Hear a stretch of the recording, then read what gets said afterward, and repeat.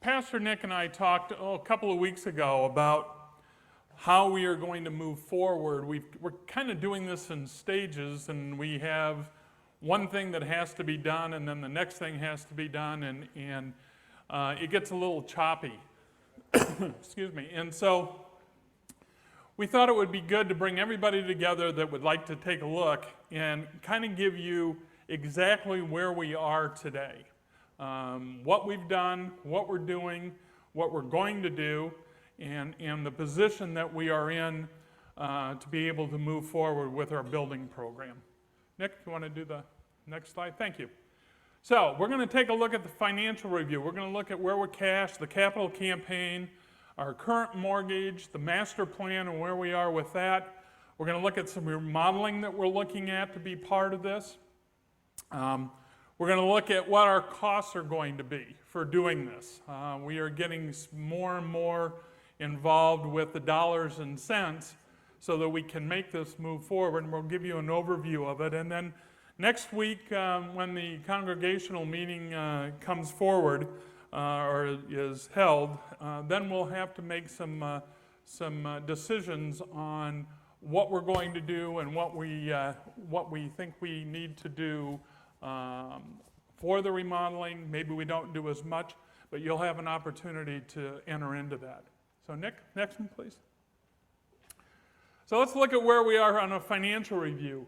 Capital campaign generated $675,000, maybe a little more than that, kind of still going on for the pledges for the 3 years. We currently have $215,000 that is available to us to do something with as far as the master plan approval, the parking lot, and any remodeling. Next. Our current mortgage, we're $722,000. I think that's down a little bit. That was my last number, but I think we're down a tad from that. We've applied to the MIF, to Thrivent, and to our local bank to see if we can get some money from them. The institutions look at the general ministry. They're looking at the size of the congregation. They're looking at what our unrestricted funds are, and they look at our budget. And out of that, they make a decision on what they are willing to allow us to have.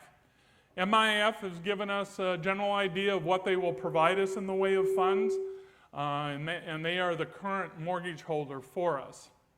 Thrivent wants more information.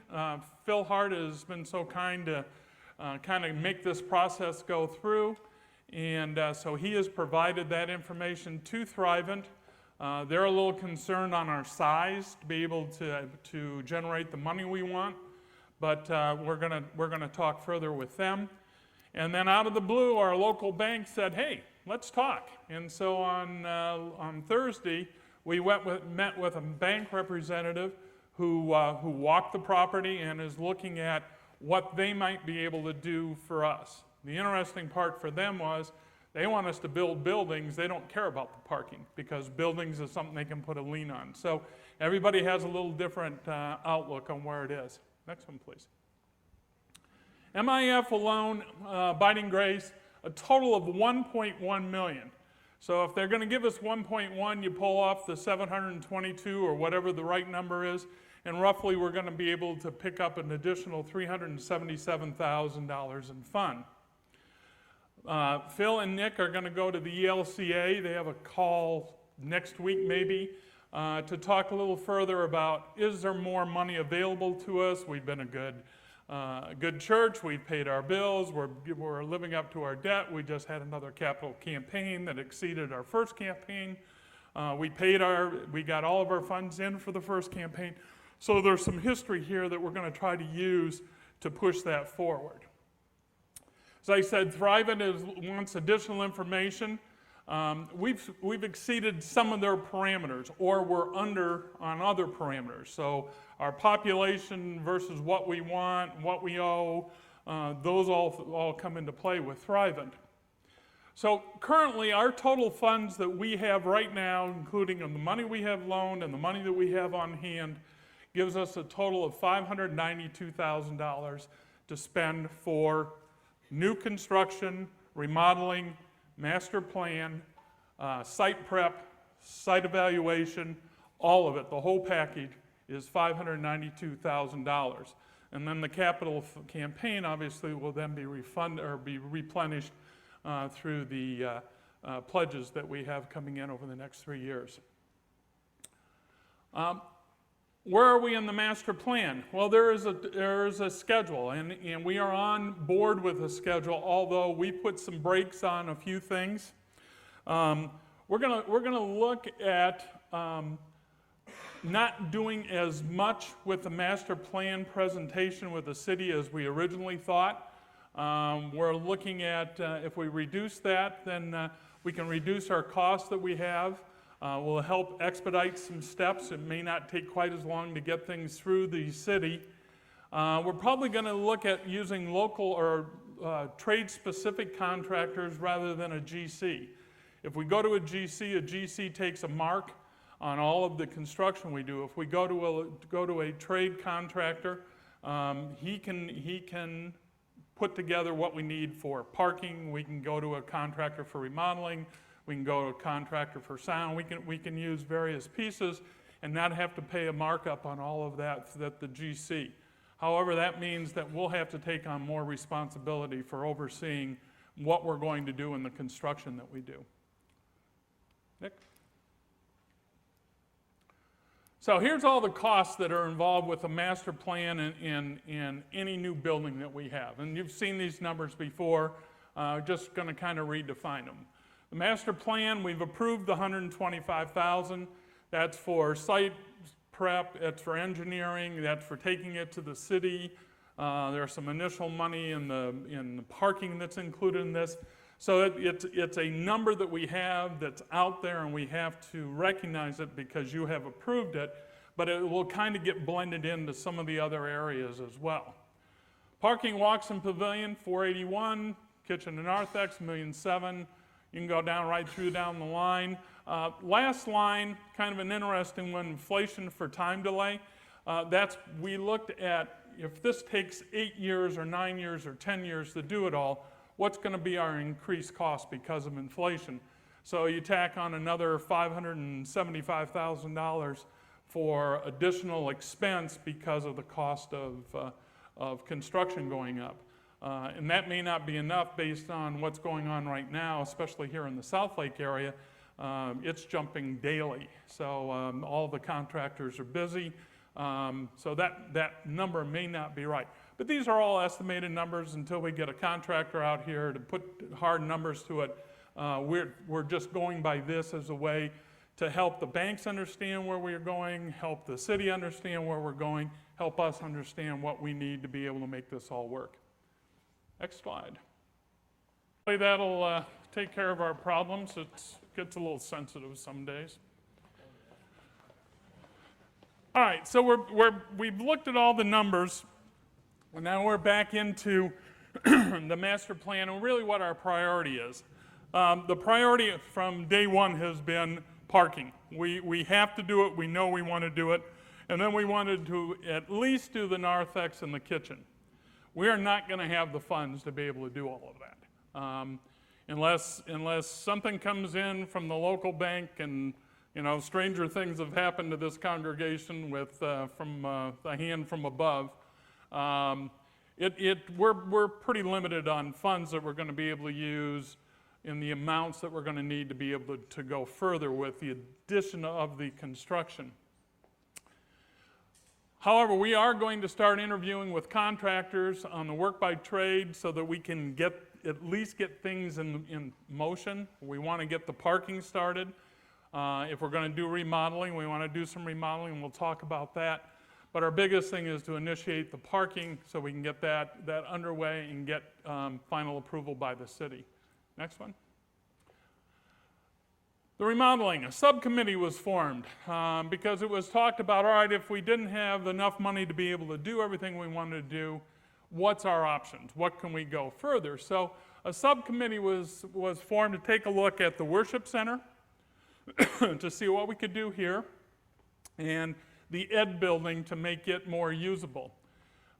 There were 10 items that were identified as needing to be done here in the worship center.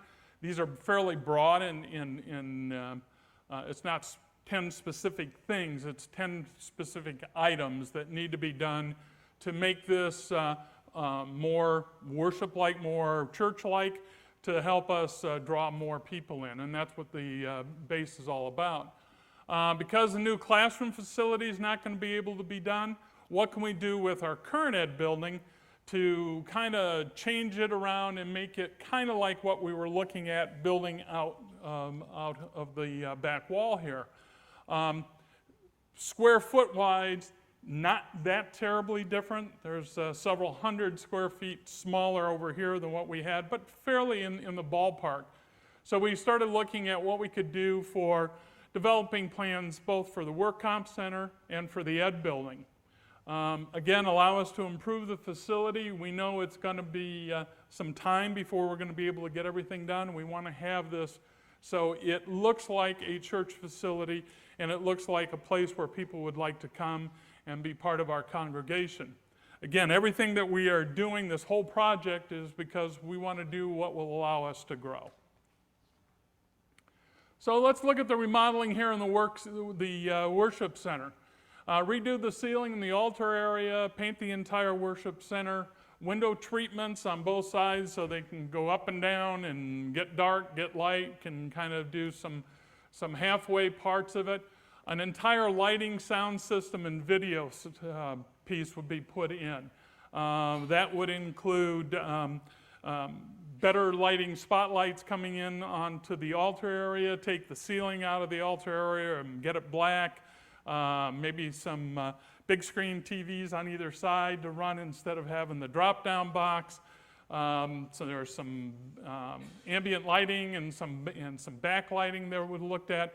So there's a lot of things included in this lighting and sound system. And then we've got consulting costs that are involved with this as well. So our total for the remodeling here in the worship center is about $71,000.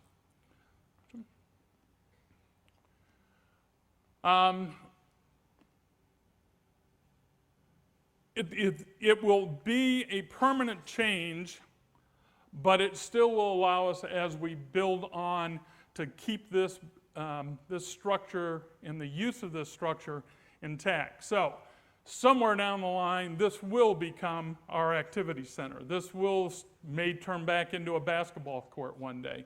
So we want to be able to keep the same basics to it, but we want to enhance it so it looks more appealing to people as they're coming in. There's some maintenance issues that have to be looked at. We've all seen the buckets out when it rains real hard. We want to make sure we get those kind of cleaned up. Lighting, sound, and video is the biggest portion of this. That came from the consultant that was in. Felt that it wasn't, the lighting wasn't appropriate to enhance what we were trying to do as far as sermons or people that are reading, or just to bring the focal point up here to the church and to the altar, or to the stage and to the altar. So that was included in it. The redone sound system with a bunch of different controls, and then some video screens that we talked about. General design of the proposed classroom building will look like what we have in our drawings, the ones that have the pictures over there, kind of a central point and some classrooms around it.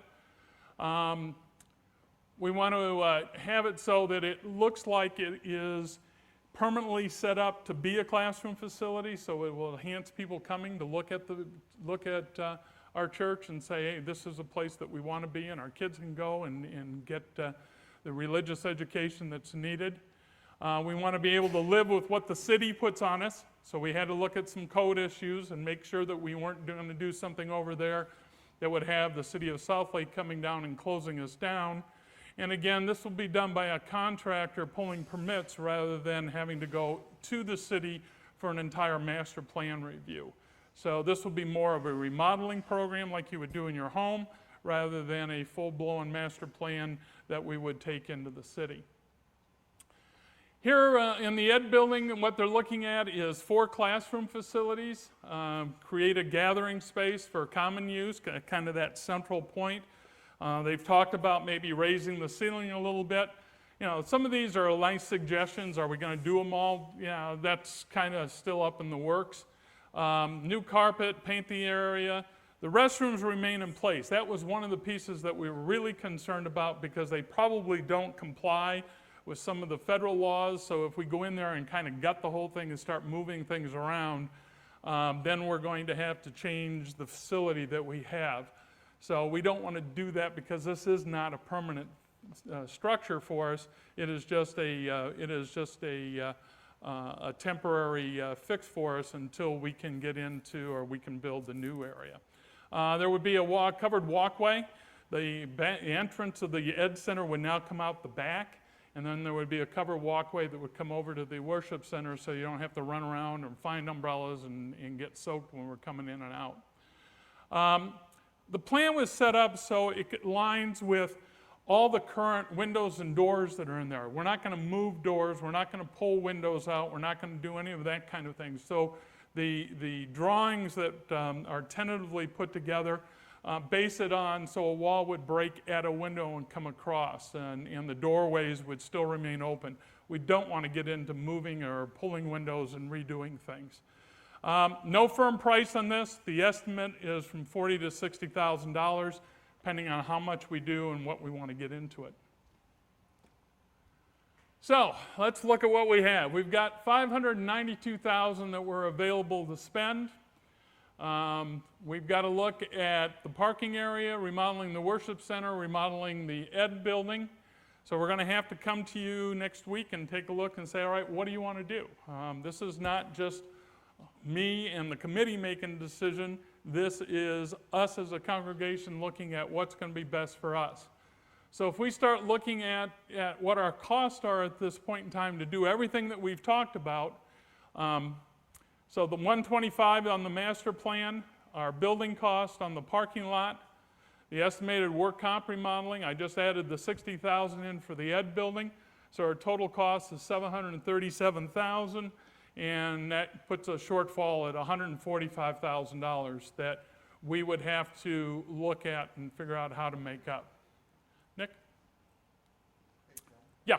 The $125,000, that's mostly consulting costs, right? Well, and there's a lot of it that's some of it's engineering costs too.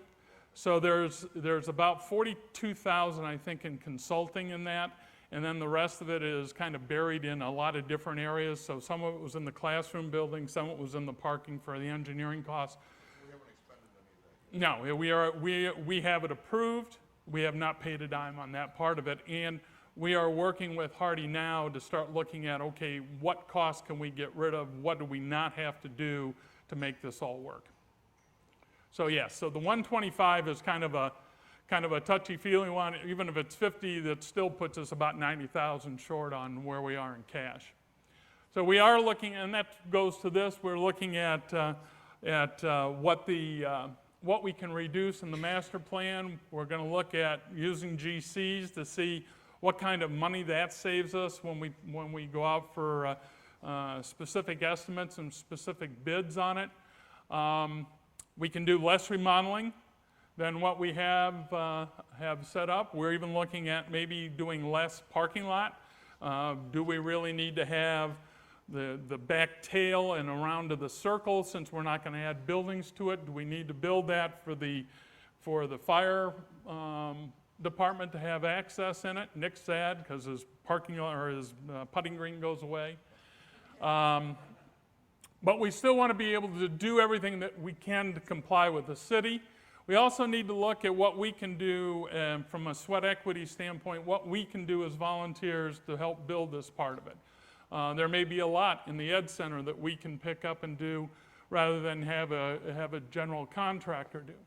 So my goal is to get E&R equal. It's a long time ago I heard if your expenses are more than your revenue, you got a problem. Well, we have our expenses are more than our revenue, so we've got to fix that problem. So we need to get it equaled up. Successful capital campaign. Cannot take anything away from where we are, what we've done. Quite frankly, the bank, when he came out and talked to us, was really impressed with what we had done as far as a capital campaign goes and how we have moved forward. We only have $592,000 in dollars right now, so we have to be aware that we do have limitations on what we can spend. We need to do the best improvements to expand our growth and to help the church congregation grow. The parking lots, for sure. We have to have the parking lot, and that's the biggest chunk of our dollars. But it is the area of construction that will allow us to function more fully.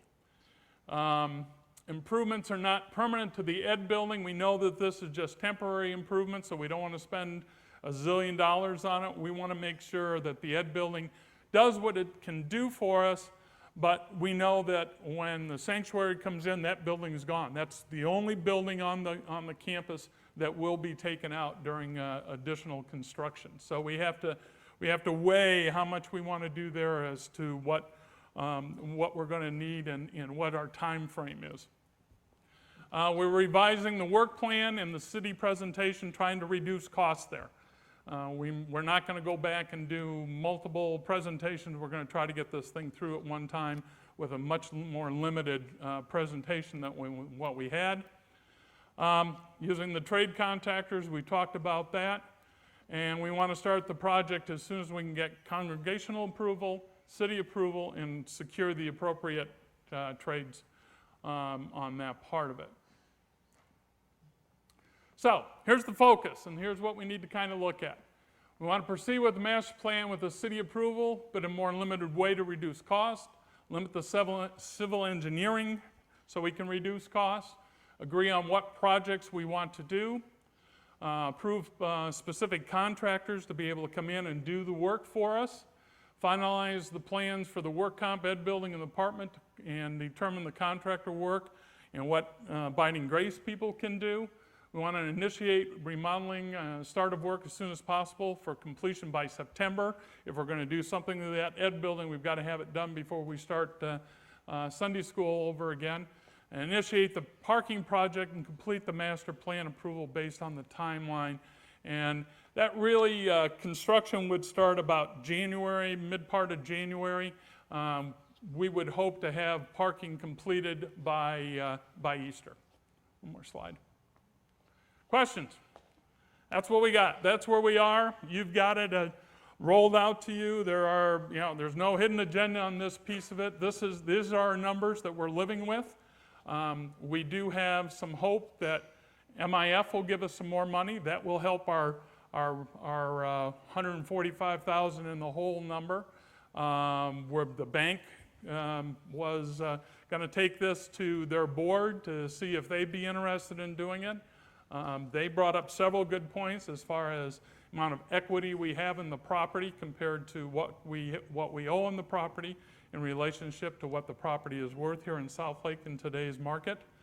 Thrivent, we aren't sure with. We've submitted all the stuff to Thrivent. We have not heard back from them. So there are some ways to get some more money. Hopefully that we will have, instead of $372,000, maybe we can get $500,000 put in. That would pretty much take care of our problem. But it's still going to be up to you on what you want to do, how you want to do it. So this forum is open discussion at this point in time to talk about anything that you want to talk about on it. Process, procedures, Tony Saris has been just super help on all this remodeling. He's the one that has kind of put all the numbers together and the outline of what has been done and kind of put the reins on people. We've put the reins on the architect and making sure that he isn't going farther than what we want him to do. We were all of a sudden got concerned that we're going to be spending a lot of consulting dollars and not have any doing dollars. So we put some restrictions on it. So, questions? Tony? Tim, is there an opportunity, the timing of the things that we're wanting to do, the contributions that we're going to receive against the capital campaign between now and January, is that additional funding that could be applied to the effort? Phil, I think that's how that works. Is that correct? Yeah. The only set expense that we continue to have is the mortgage payment, which is just under $6,000 a month. So on our current loan, which is about $718,000, it goes down about $3,000